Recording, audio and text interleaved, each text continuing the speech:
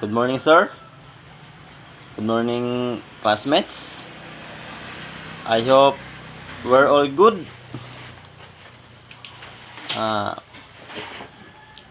This morning, I'm going to report my topic, my assigned topic. It is all about sentence elaboration. What is sentence elaboration? Sentence elaboration is about adding more details or informations to a simple sentence or basic sentence to make it more interesting or make it more informative. We're just making like a popcorn from small seeds, kernel.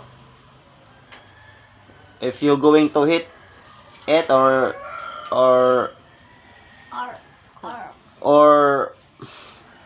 put it into a popcorn maker,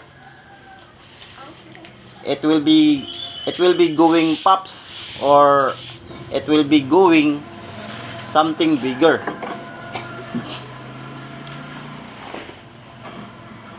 Here's a simple way to understand it, to make sentence elaborations by advanced method.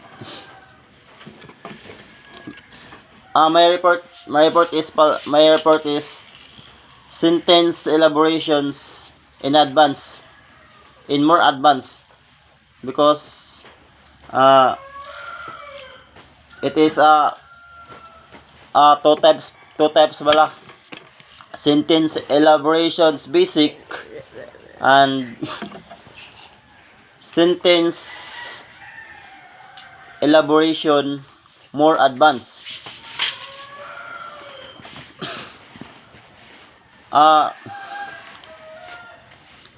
What are the similar of it and differences in sentence elaborations basics and sentence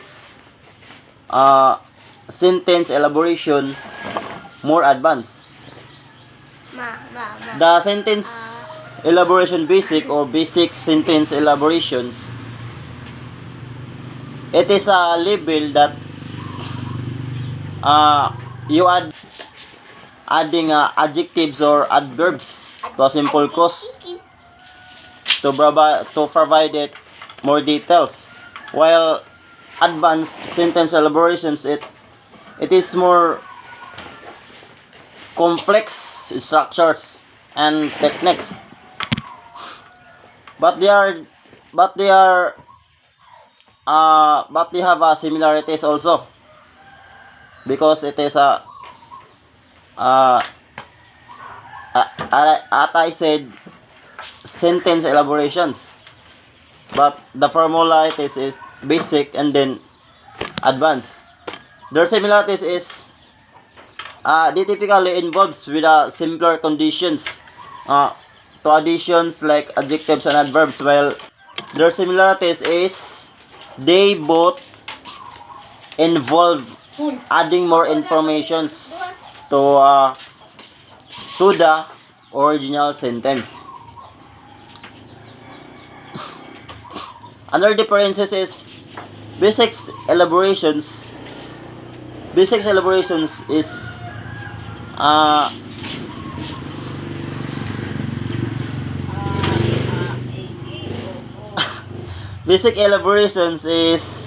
simpler additions of adjectives and adverbs, while advanced, like I said, it's more complex structures. There are simply way to understand it to a more advanced sentence elaborations. Number one is kernel sentence. Kernel sentence This is your basic sentence. For the example, turtle dives. Turtle dives, it has the point, or it is understandable that turtle dives. So we can understand that without adding, but we have to elaborate this sentence. Number 2, elaborate the subject. Elaborate the subject. This is where you add more details about the subject of your sentence by using adjective or articles can help. For the example, the small green turtle dives. So you add some, let's call this loading. You add the small green. Describe the turtle. So by the elaborate the subject, we know about the turtle. It is a small green turtle dives. So number 3, elaborate the predicate. This is where you add more details about the actions or the verb in your sentence. What is the predicate? It is describing the actions. So for the example, the small green turtle dives quickly. So now we add quickly. So now we know how the turtle dives. It's quickly. So number 4, add a phrase. Adding a phrase can give even more informations. For the examples, the small green turtle dives quickly into the seaweed. So now we know where the turtle is diving into the seaweed. So the predicate there is into the seaweed. Number 5, confound the subject or predicate. This is where you add more subjects or actions and actions. For example, the small green turtle and his friends dive quickly into the seaweed. Or the small green turtle and his friend dive and swim quickly into the seaweed. So now we know there's another turtle and they are doing more things, like because we add by adding a subject or predicate into the sentence, like his friends and swim, because structures of the sentence is now complex, or because the example is the small green turtle and his friends dive quickly into the seaweeds, and the second one is, or or the small gray turtle and his friends dive and swim quickly into the seaweed. Number 6 is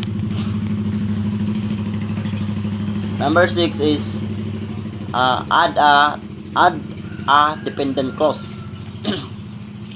This is a sentence that adds extra informations and can't stand alone.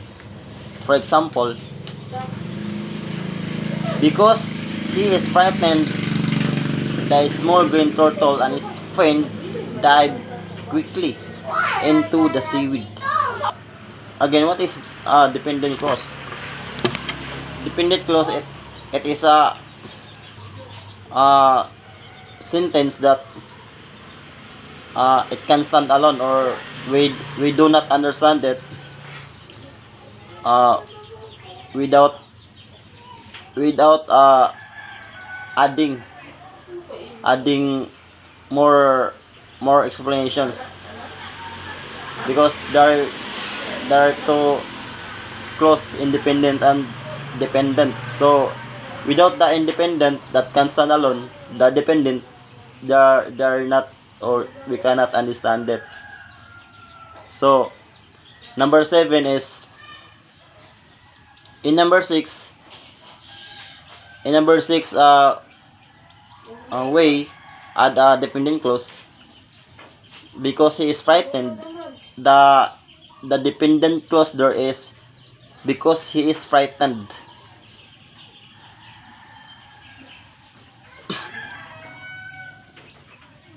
Pag hindi natin dinugtungan, siyempre hindi natin maintindihan, di ba? Because he is frightened. Who is frightened? Who is frightened? The turtle. The small green turtle dives quickly into the seaweed. So it is more complex sentence. Number 7 is combine two sentences.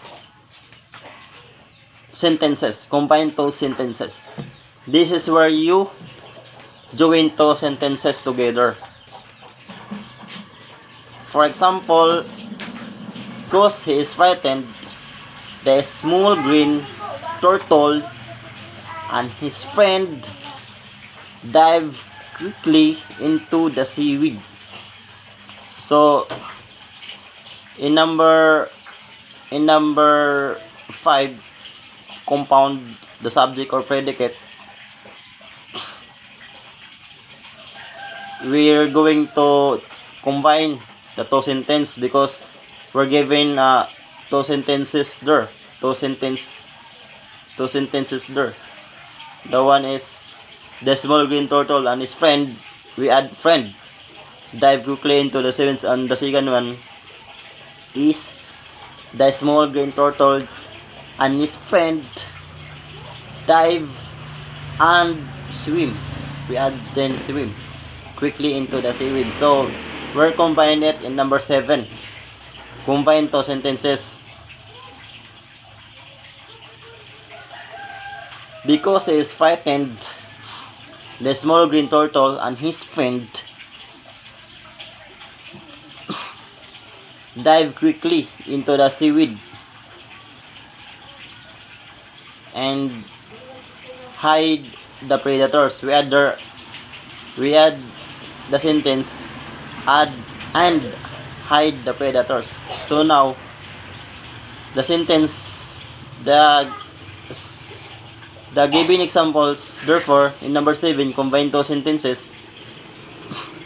Because he is frightened, the small green turtle and his friend dive quickly into the seaweed and hide from predators. Now we know what the turtles do next. They are hiding from predators. They are swim. Their dives into the seaweeds and swim because they are hiding from predators. So therefore,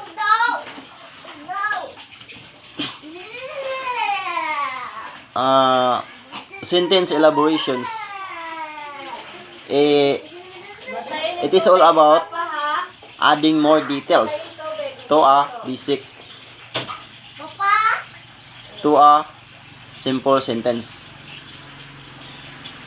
to make it more interesting and informative. It's like popping popcorn. Like I said, it's like popping popcorn. Popping popcorn. If there are questions about my topic, you can